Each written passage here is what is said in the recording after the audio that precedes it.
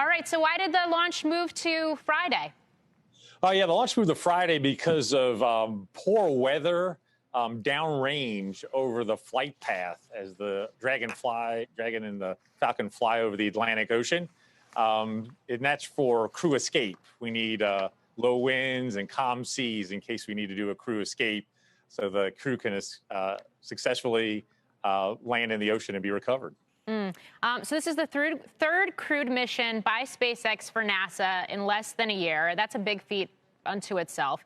But there's still nothing routine about this. You got the Falcon 9 rocket that already flew to space one time before with Crew 1 last fall. The Dragon capsule, Endeavour, carried the first astronauts for SpaceX in that demo flight last May. Why is NASA embracing reusability when it comes to these human missions, and how does that change the safety protocols? Yeah, so, this is a different model for us. We're not purchasing, operating, and owning the systems, right? The spacecraft and the rocket. We're buying services. And so we tell SpaceX and the what and not necessarily the how.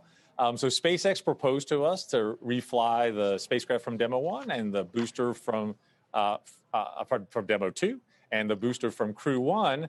And then we work with them to figure out what are the reviews and refurbishment and reviews that we would need to do on both the spacecraft and the launch vehicle.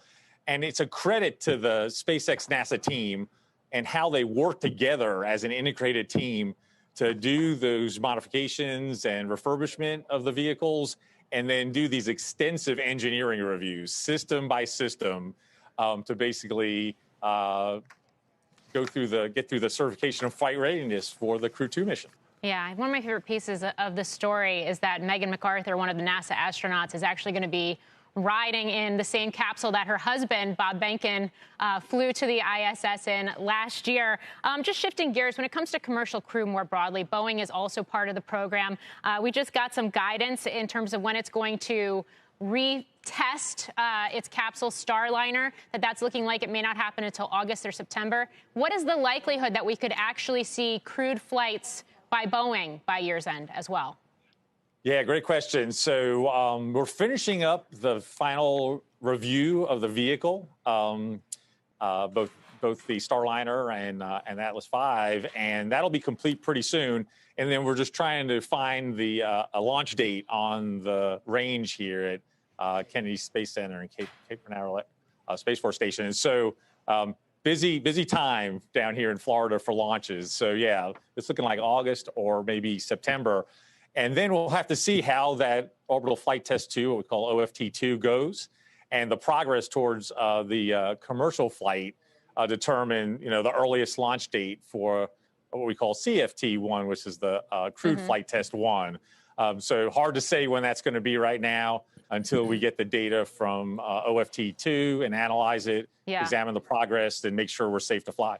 Okay. I mean, it's been such a big week for NASA in general. I want to shift gears. The Human Landing System contract award that happened last Friday certainly surprised a number of people, the fact that you down-selected to just one SpaceX for that lunar lander competition. I wonder how much of this is a reflection of current budget constraints versus the fact that you do have this track record now of human spaceflight with SpaceX. Yeah, so it's a factor of two things. First, we independently evaluated the three proposals from SpaceX, Blue Origin and their team, and Dynetics.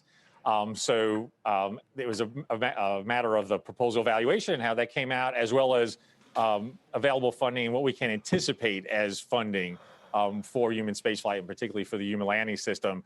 And we thought, given the proposal evaluation and our assumptions on available funding, selecting one and that being SpaceX would be the best plan for NASA.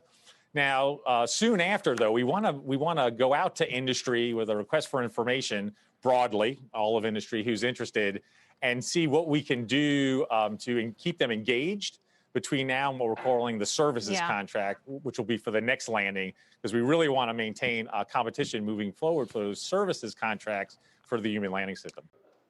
Shepard Smith here. Thanks for watching CNBC on YouTube.